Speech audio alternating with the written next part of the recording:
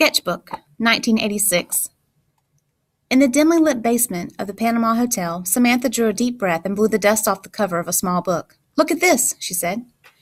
She and Marty hadn't been as much help as Henry had hoped. They were caught up in the detail of each item they found, trying to interpret some meaning, to place historical value, or at least appreciate why such an item would be stored here, whether it was an important-looking document or a simple bundle of dried flowers. Henry had explained that much of what many families had treasured was sold for pennies on the dollar in the hastened days before the army arrived to take everyone away. Storage space was hard to come by, and no one was sure of the safety of anything left behind. After all, no one knew when they might be coming back. Still, a lot of what Henry, Marty, and Samantha found was obvious of high personal value. Photo albums, birth and wedding certificates, carbon copies of immigration and naturalization papers, even neatly framed diplomas from the University of Washington, including a handful of doctorates.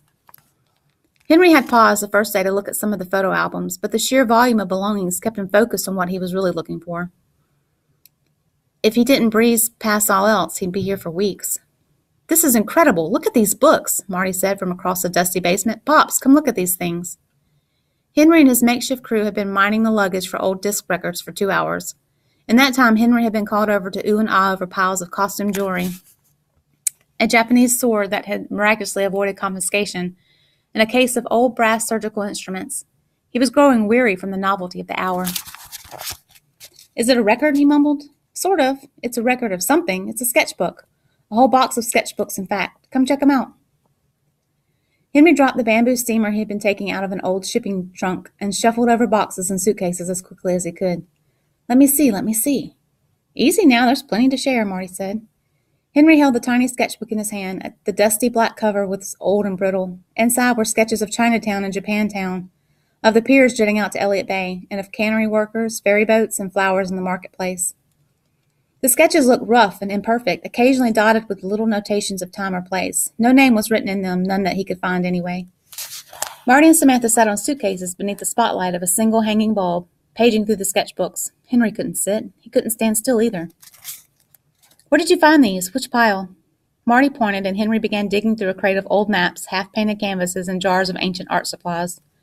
"Pops?" Henry turned around and saw a bewildered look in his son's eyes. He looked to the page in front of him, then up at his father and back again. Samantha just looked confused. "Dad?" Marty stared at his father in the dim light. "Is this you?" Marty held out an open dog-eared page. It was a pencil drawing of a young boy sitting on the steps of a building, looking somewhat sad and alone. Henry felt like he was looking at a ghost. He stood staring at the image. Marty turned the page. There were 2 more drawings, less detailed but obviously the same boy. The last one was a close-up of a young, handsome face. Beneath it was the word, "Henry." "It's you, isn't it? I recognize it from pictures of photos of you as a kid growing up." Henry swallowed hard and caught his breath, no longer aware of the dust from the basement tickling his nose or making him want to scratch his eyes. He didn't feel the dryness anymore. He touched the lines on the page, feeling the pencil marks, the texture of the graphite, smoothed out to define shadow and light. He took the small sketchbook from his son and turned the page. Pressed in it were cherry blossoms, old and dried, brown and brittle, pieces of something that had once been so completely alive. The years had been unkind. Henry closed the sketchbook and looked at his son, nodding. "I found something." Henry had gone back to work in the boxes where the sketchbooks had been found. "It's a record." She pulled out a dingy white record sleeve. Its size was odd by contemporary standards. It was an old 78. Samantha handed it to him. It was twice as heavy as today's records. Still, he felt it give. He didn't even have to take the old record out to know it was broken in half. Henry opened the sleeve and saw the 2 halves bend, held together by the record label. A few splintered pieces settled in the bottom of the sleeve. He carefully slipped out the record, which otherwise looked shiny and brand new, no scratches on the surface, and the thick grooves were free from dust. He rested it slightly bent in his palm.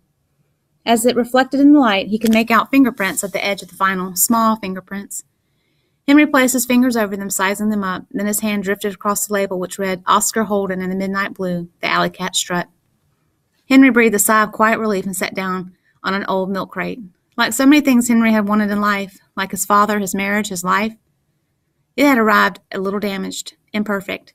But he didn't care. This was all he wanted, something to hope for, and he'd found it. It didn't matter what condition it was in.